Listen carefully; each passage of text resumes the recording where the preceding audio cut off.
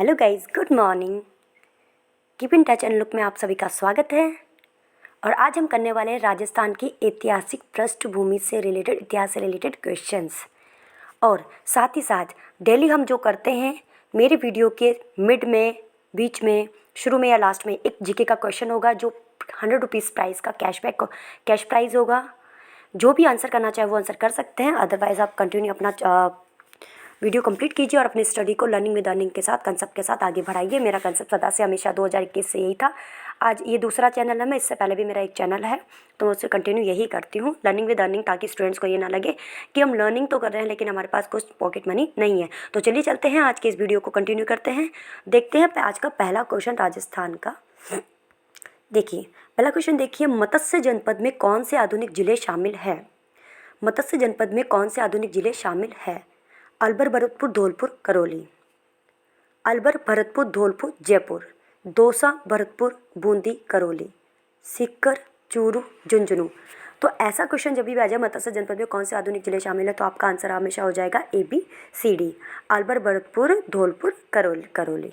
आप ABCD से इसको याद रखिएगा तो आपका ये अच्छे से हो जाएगा। अलवर, भरतपुर, धौलपुर, करौली।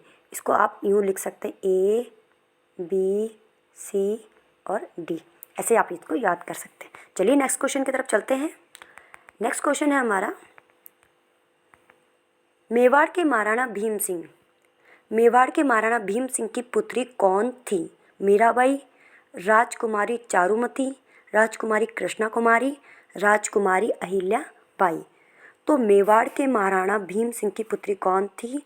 राजकुमारी कृष्णा कुमारी, राजकुमारी कृष्णा कुमारी। चलिए चलते हैं नेक्स्ट। मेवाड़ की महाराणा भीम सिंह की पुत्री कौन थी? राजकुमारी कृष्णा कुमारी। नेक्स्ट क्वेश्चन है आपका, मेवाड़ पर जिस वंश का सर्वाधिक काल तक शासन रहा वह है? मेवाड़ पर जिस वंश का सर्वाधिक काल तक शासन रहा वह है? चौहान, कछवाहा, गुहिल, प्रतिहार। तो मेवाड़ पर सबसे ज़्यादा समय तक किसका शासन रहा? गुहिल। आंसर हो जाएगा आपका गुहिल, आंसर हो जाएगा आपका गुहिल, गुहिल। ठीक है, चलिए नेक्स्ट क्वेश्चन की तरफ चलते हैं। जुते हुए खेत के प्राचीनतम साक्ष्य राजस्थान में कहाँ से मिले हैं?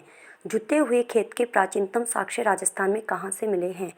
आहड़, कालीबंगा, बैराट, रंग महल। तो जुते हुए खेत के प्राचीनतम साक्ष्य राजस्थान में कहाँ से मिले हैं? जुते हुए खेत के, तो आपका आंसर हो जाएगा कालीबंगा, कालीबंगा। और कालीबंगा का है हनुमानगढ़। ठीक है, चलिए नेक्स्ट क्वेश्चन की तरफ चलते हैं। जुलाई 1734 ईस्वी को हुड्डा में सम्मेलन आयोजित हुआ। हुड्डा सम्मेलन की अध्यक्षता मेवाड़ के किस शासक ने की थी? जुलाई 1734 ईस्वी को हुड्डा में सम्मेलन आयोजित हुआ और इसकी कौन था शासक? किसकी अध्यक्षता में हुई थी? तो ये महाराणा भीम सिंह, सवाई जय सिंह, महाराणा जगत सिंह और राव बीका। तो महाराणा जगत सिंह की अध्यक्षता में शासक थे महाराणा जगत सिंह। आंसर हो जाएगा महाराणा जगत सिंह, महाराणा जगत सिंह। चलिए नेक्स्ट क्वेश्चन की तरफ चलते हैं, देखते हैं अगला क्वेश्चन। तराइन के प्रथम युद्ध का परिणाम रहा, तराइन के प्रथम युद्ध का परिणाम रहा पृथ्वीराज चौहान की पराजय, तराइन के प्रथम युद्ध में पृथ्वीराज चौहान की मृत्यु, पृथ्वीराज चौहान की विजय, पृथ्वीराज चौहान का युद्ध से भाग निकलना। तो तराइन के प्रथम युद्ध का परिणाम तो ये रहा कि पृथ्वीराज चौहान की विजय हुई थी, और जो तराइन का द्वितीय युद्ध हुआ था उसमें उनकी पराजय हुई थी। तो चलिए आपका आंसर हो जाएगा इसमें पृथ्वीराज चौहान की विजय, पृथ्वीराज चौहान की विजय। चलिए चलते हैं नेक्स्ट क्वेश्चन की तरफ। नेक्स्ट क्वेश्चन है, डीग में जल महल का निर्माण किस शासक ने करवाया? अच्छा, जो जल महल है वो जयपुर में भी है, तो ये आप बताएंगे कि जयपुर के जल महल का निर्माण किसने करवाया था? डीग में जल महल का निर्माण किस शासक ने करवाया? महाराणा भीम सिंह, महाराणा भीम सिंह, सवाई जय सिंह, महाराणा जगत सिंह, बदन सिंह। तो आंसर हो जाएगा आपका बदन सिंह। डीग में जल महल का निर्माण किसने करवाया, किस शासक ने करवाया? बदन सिंह। आंसर हो जाएगा आपका बदन सिंह, आंसर हो जाएगा आपका बदन सिंह। ओके, डीग में जल महल का निर्माण किसने करवाया? बदन सिंह। चलिए चलते हैं नेक्स्ट क्वेश्चन की तरफ। नेक्स्ट क्वेश्चन है आपका, कीर्ति स्तंभ कीर्ति स्तंभ का निर्माता कौन है? क्वेश्चन है कीर्ति स्तंभ का निर्माता कौन है? महाराणा भीम सिंह। कीर्ति स्तंभ का निर्माता कौन है? महाराणा भीम सिंह, सवाई जय सिंह, महाराणा जगत सिंह, राणा कुंभा। तो कीर्ति स्तंभ का निर्माता कौन है? महाराणा भीम सिंह, सवाई जय सिंह, महाराणा जगत सिंह या राणा कुंभा। कीर्ति स्तंभ या विजय स्तंभ का निर्माता कौन है? राणा कुंभा। आंसर क्या हो जाएगा? राणा कुंभा, राणा कुंभा। चलिए चलते हैं नेक्स्ट क्वेश्चन की तरफ। नेक्स्ट है अकबर ने जयपुर के किस शासक को फर्जंद बेटे की मतलब फर्जंद यानी बेटे की उपाधि व 7,000 का मनसब प्रदान किया? अकबर ने ईश्वरी सिंह को, मिर्जा राजा जय सिंह को, भगवान दास को या मान सिंह को? तो आंसर हो जाएगा आपका मान सिंह। चलिए चलते हैं नेक्स्ट क्वेश्चन की तरफ। 18 जून 1576 को कौन सा युद्ध लड़ा गया? 18 जून 1576 को कौन सा युद्ध लड़ा गया? हल्दी घाटी, चित्तौड़ का, दिवेर का, खानवा का? तो कौन सा लड़ा गया था? हल्दी घाटी। 18 जून 1576 को हल्दी घाटी। आंसर क्या हो जाएगा आपका? हल्दी घाटी। चलिए चलते हैं नेक्स्ट क्वेश्चन की तरफ।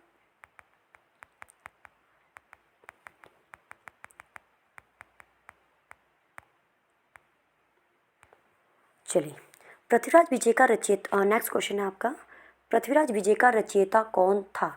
पृथ्वीराज विजय का रचयिता कौन था? जयानक। पृथ्वीराज विजय का रचयिता कौन था? राणा कुंभा, जयानक, पृथ्वीराज रासो, चंद्रप्रताई। तो पृथ्वीराज विजय का रचयिता कौन था? जयानक। आंसर क्या हो जाएगा आपका? जयानक, जयानक। ओके, जयानक। चलिए चलते हैं नेक्स्ट क्वेश्चन की तरफ। राजस्थान में वैष्णव धर्म के प्राचीनतम साक्ष्य किस अभिलेख से मिले हैं? राजस्थान में वैष्णव धर्म के प्राचीनतम साक्ष्य किस अभिलेख से मिले हैं? बिजोलिया, गोसुंडी, हस्तिकुंडी और कीर्ति स्तंभ। तो वैष्णव धर्म के प्राचीनतम साक्ष्य किससे मिले हैं? आपका हो जाएगा गोसुंडी। किस क्या हो जाएगा? गोसुंडी। आंसर दूसरा गोसुंडी। ठीक है, नेक्स्ट है, नेक्स्ट देखिए आप,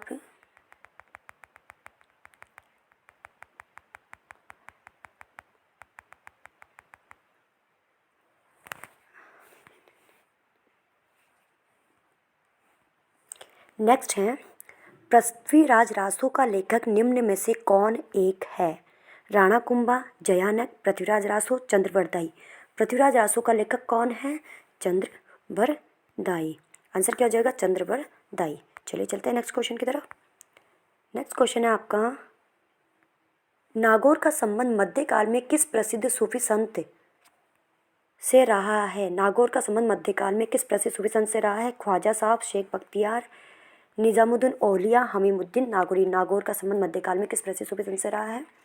तो आंसर हो जाएगा आपका हमीमुद्दीन नागौरी, हमीमुद्दीन नागौरी। ठीक है, चलिए चलते हैं नेक्स्ट क्वेश्चन की तरफ। नेक्स्ट क्वेश्चन है, जालोर के चौहान वंश का संस्थापक कौन था? कीर्तिपाल, अजयराज, बीरमदेव, कानड़ दे। तो आंसर हो जाएगा कीर्तिपाल, कीर्ति।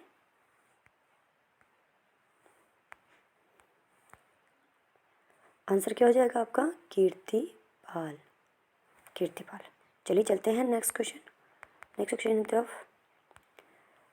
जेम्स टोड ने किसे राठौड़ों का यूलिसेस कहा है? जेम्स टोड ने किसे राठौड़ों का यूलिसेस कहा है? राव चंद्रसेन, राव सुल्तान, दुर्गादास, राव जोधा।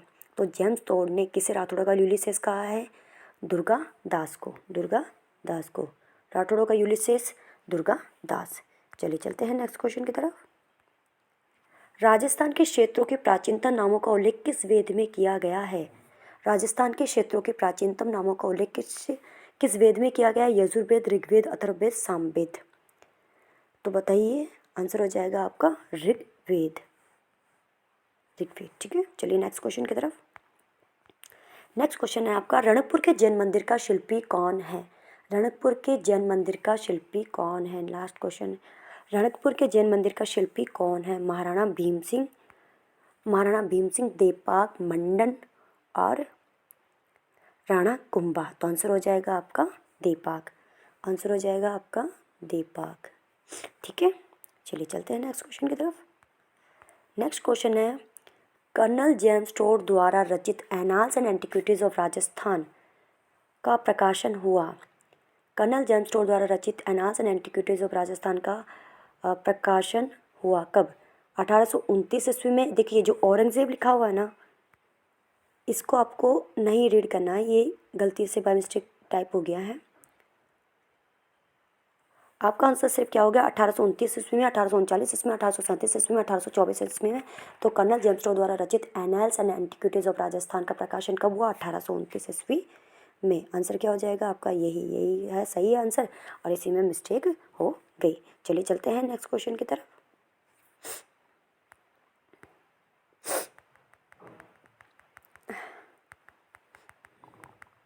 चलिए नेक्स्ट क्वेश्चन है, 1800 ईस्वी में सर्वप्रथम राजस्थान के भूभाग के लिए राजपूताना शब्द का प्रयोग किया गया। मतलब राजस्थान के लिए राजपूताना शब्द का प्रयोग जॉर्ज थॉमस ने, कर्नल जेम्स टोड ने, बी ए स्मिथ ने और इन सभी ने। तो जो राजपूताना, राजस्थान के लिए राजपूताना शब्द का प्रयोग जॉर्ज थॉमस ने किया है। कर्नल जेम्स टोड मत करना, आंसर जॉर्ज थॉमस ने। राजपूताना, राजस्थान शब्द का प्रयोग उन्होंने किया था, लेकिन राजपूताना शब्द का प्रयोग जॉर्ज थॉमस ने। चलिए चलते हैं नेक्स्ट क्वेश्चन की तरफ। नेक्स्ट है आपका, कवि माघ ने अपने ग्रंथ शिशुपाल वध की रचना कहाँ की? कवि माघ ने अपने ग्रंथ शिशुपाल वध की रचना कहाँ की? भीनमाल, रणकपुर, ऋषभदेव, ओसिया। कवि माघ ने अपने ग्रंथ शिशुपाल वध की रचना कहाँ की? भीनमाल, रणकपुर, ऋषभदेव, ओसिया। तो कहाँ की कवि माघ ने? जल्दी बताइए आंसर। कवि माघ ने अपने ग्रंथ शिशुपाल वध की रचना कहाँ की थी? भीनमाल, रणकपुर, ऋषभदेव, ओसिया। तो आंसर हो जाएगा आपका भीनमाल। भीनमाल। ठीक है, चलिए चलते हैं नेक्स्ट क्वेश्चन की तरफ। बागड़ क्षेत्र में कौन सा क्षेत्र सम्मिलित है? बागड़ क्षेत्र में कौन सा क्षेत्र सम्मिलित है? उदयपुर व बांसवाड़ा का क्षेत्र, डूंगरपुर व प्रतापगढ़ का क्षेत्र, डूंगरपुर व बांसवाड़ा का क्षेत्र और डूंगरपुर व भीलवाड़ा का क्षेत्र। तो बागड़ क्षेत्र में कौन सा है? बागड़ क्षेत्र में आपका हो जाएगा डूंगरपुर व बांसवाड़ा का क्षेत्र, डूंगरपुर व बांसवाड़ा का क्षेत्र, डूंगरपुर व बांसवाड़ा का क्षेत्र, बागड़ क्षेत्र, डूंगरपुर व बांसवाड़ा का क्षेत्र। चलिए चलते हैं नेक्स्ट क्वेश्चन की तरफ। लोहा गलाने की भट्टियां निम्न में से किस सभ्यता स्थल से प्राप्त हुई है? रेड टोंक, सुनारी, झुंझुनू, नौह भरतपुर, कालीबंगा, हनुमानगढ़। तो जो है लोहा गलाने की भट्टियां सुनारी झुंझुनू से प्राप्त हुई है। सुनारी झुंझुनू, आंसर हो जाएगा सुनारी झुंझुनू। चलिए चलते हैं नेक्स्ट क्वेश्चन की तरफ। नेक्स्ट है, चीनी यात्री हैंसांग ने कहाँ की यात्रा की थी? भीनमाल, रणकपुर, ऋषभदेव और ओसिया। तो चीनी यात्री हैंसांग ने भीनमाल की यात्रा की थी, भीनमाल जानवर। ठीक है, चलिए चलते हैं नेक्स्ट क्वेश्चन की तरफ।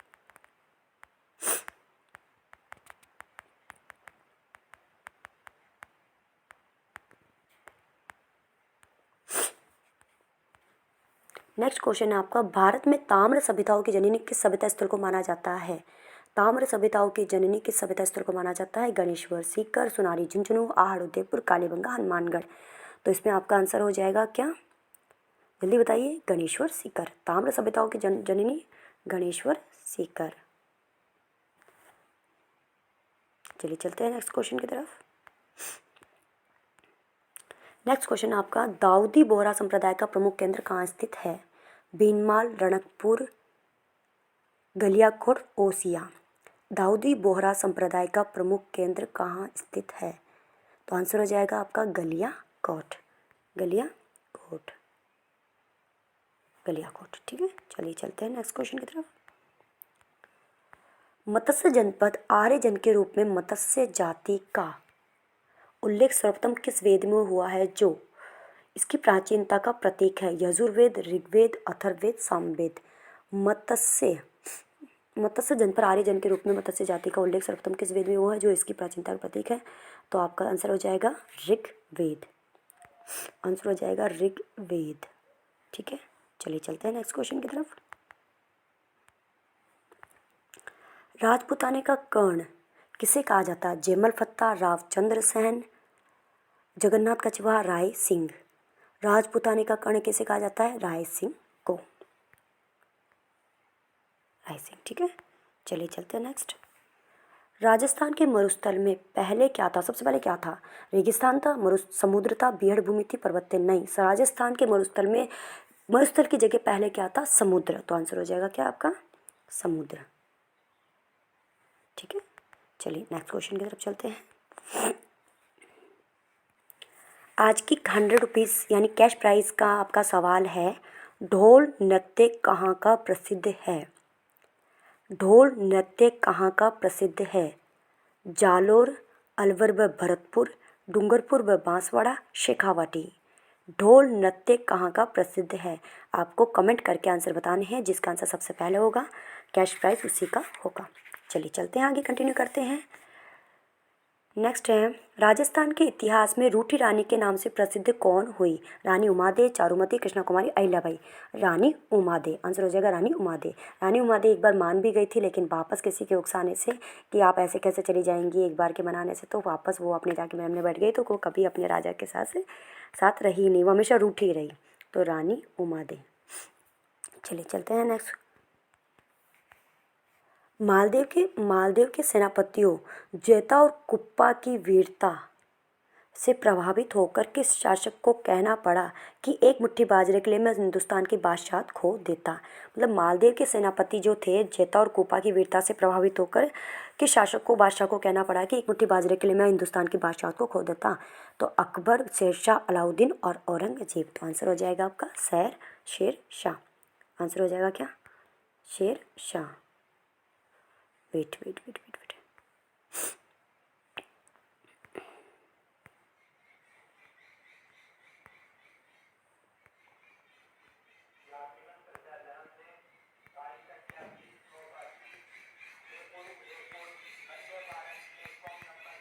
आंसर क्या होगा आपका? शेर शाह।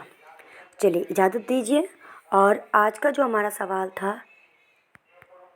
ये इसको क्या हुआ? आज का जो हमारा सवाल था वो दे दिया है।